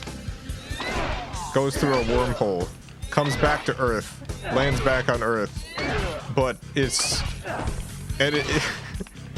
lands in like Washington, gets out, finds the Lincoln Monument, and it's Ape Lincoln. And then the ape police show up. And it doesn't make any sense. It's not the future where like humans killed themselves and then apes evolved into the intelligent species on the planet, like in the first movie. He's just back in regular like 2000s Earth, but it's monkey people now. It doesn't make any sense.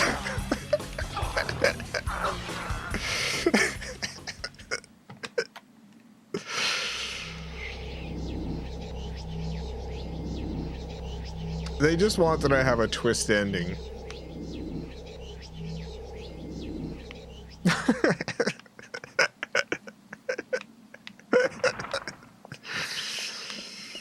But didn't want to use the same one, so we got Ape Lincoln.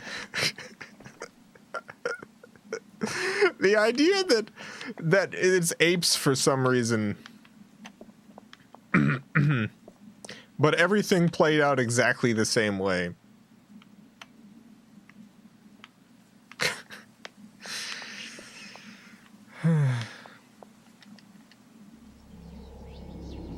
Nope. We're not getting in this way. Northwest wall of the courtyard is where the door you need to unlock. Northwest wall of the courtyard. Alright. Thank you.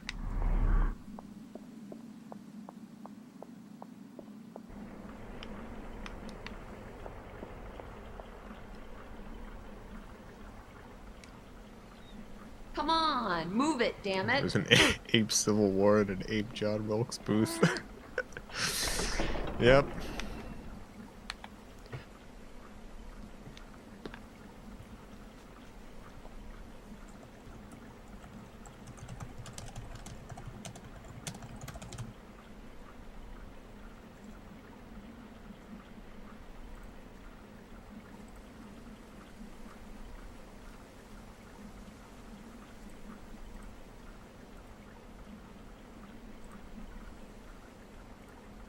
One second, I'm loading this up.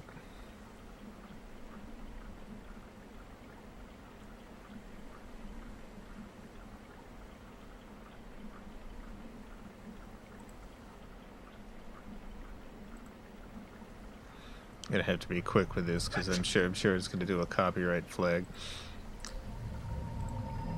But yeah, Mark Wahlberg. Mark Wahlberg crash lands on Earth after leaving Monkey World.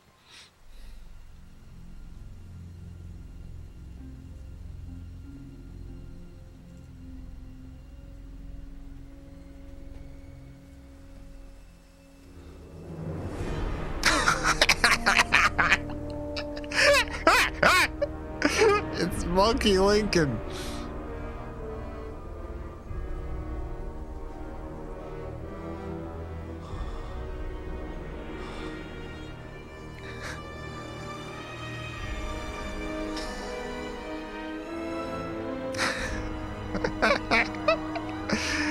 Oh, God. And here comes the monkey cops.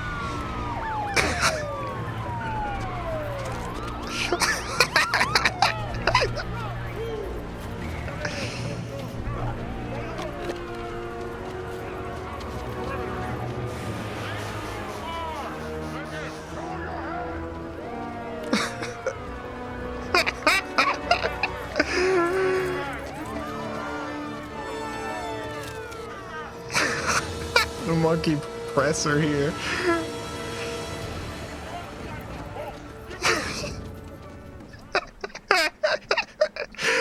Oh God, what a terrible movie.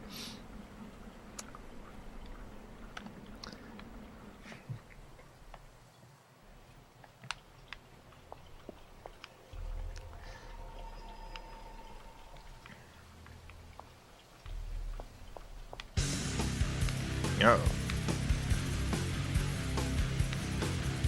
Oh, there you go.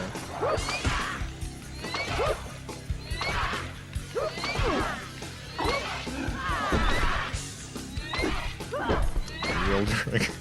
Yeah.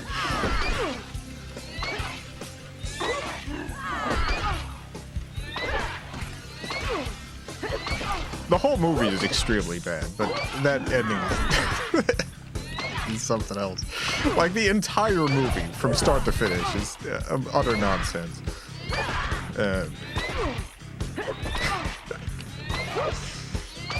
Boy, that end.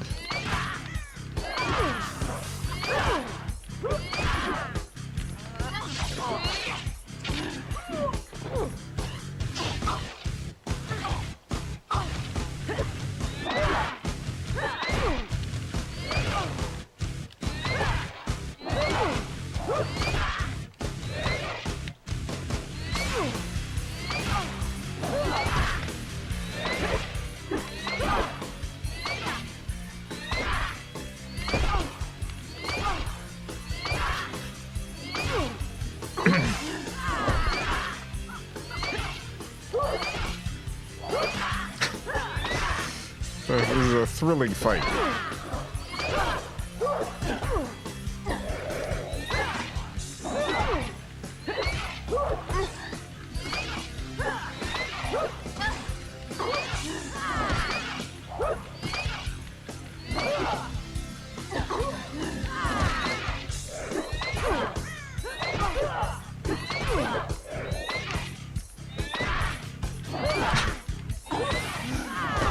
Ow.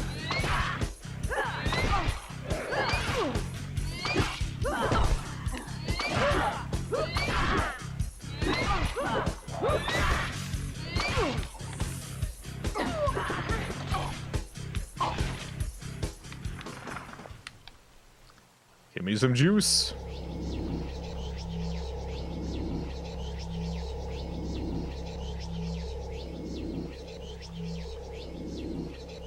I need to get more juice.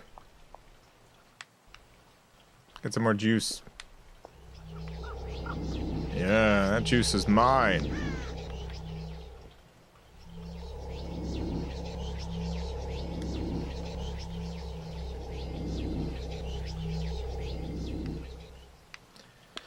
Well, this is probably as good a place as any to end it. We'll continue this next week.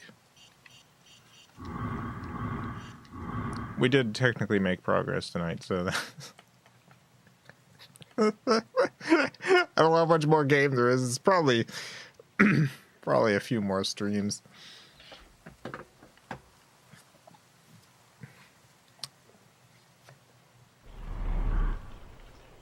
Just a maze puzzle and final boss left. In the game or in the fire world? Okay. Alright. Then the fire world. Special thanks to the FilmCow Patreon supporters. Greatly appreciate the support.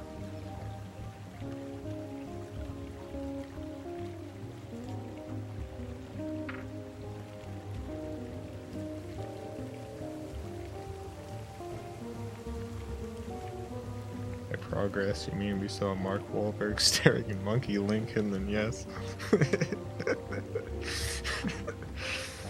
Monkey Lincoln.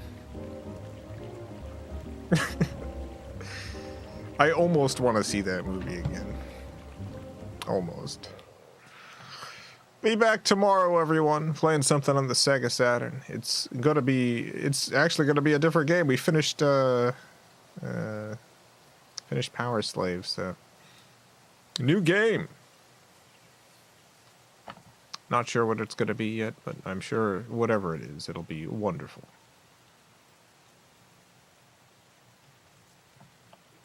Wonderful game. Watch The Happening, it's funny. The Happening is pretty funny, yeah.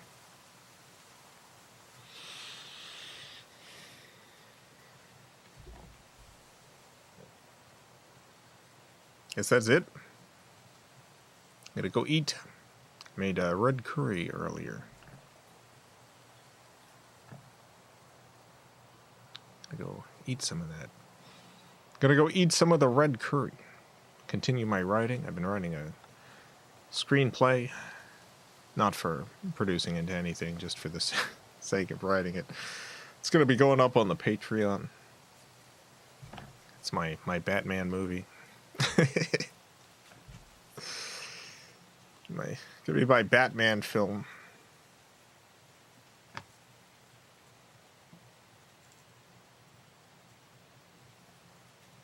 I thought, why not write a Batman movie?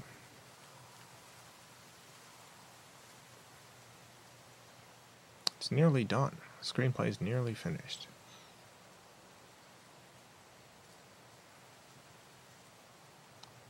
Lamb tiki masala is my favorite. Yeah, I do like a good masala.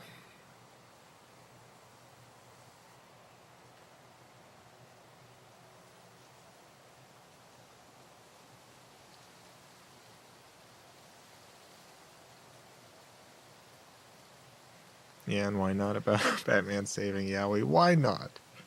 No one else is gonna write a movie where Batman is trying to save Yowie from getting banned by the President of the United States, Joe Biden. No one else is gonna write that film. I gotta do it. If I would write a Batman movie, it would be a Bruce Wayne movie. I haven't read a ton of Batman comics, but there is this one single comic, single issue. I don't even know what run it was from. But it is my favorite Batman comic thing, and it's essentially all Bruce Wayne doing like behind the scenes community support stuff. Like, it's a type of billionaire philanthropist that has never and will never exist in the world. But the comic does a good job of, like, here's why Bruce Wayne the character is a good person. It makes a good argument for Bruce Wayne being a good person. There's very few Batman media stuff that pulls that off. Usually I come away from Batman stuff thinking Bruce Wayne kind of sucks. But there was this one issue. I forget what it's called. It's one of the few single Batman comics that I actually have. I just don't have a lot of singles.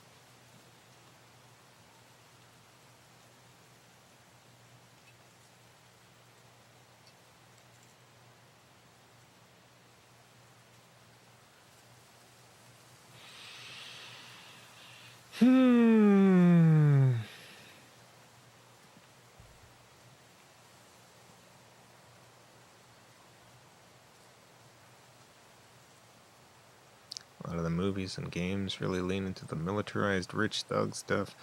Yeah, that's bad, Batman. That is bad, Batman. Bad Batman.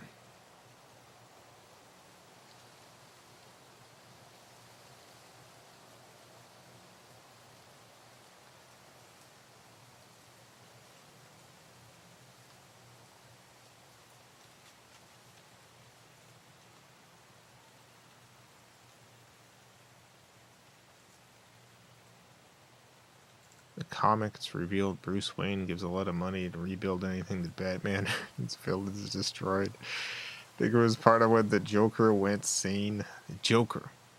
It's gone sane.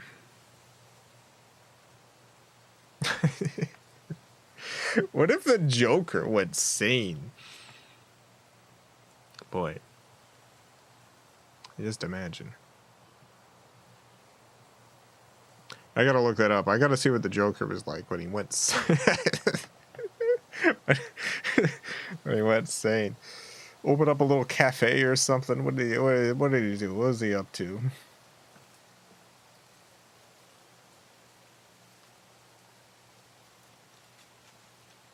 Maybe the Joker's sane and we're all mad. He's the only sane one.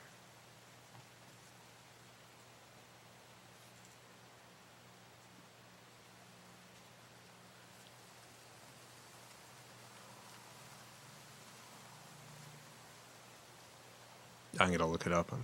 I'm gonna look it up. Not right now. I'm gonna leave right now. But thank you for I did not know about this arc. Thank you. Have a great night, everyone.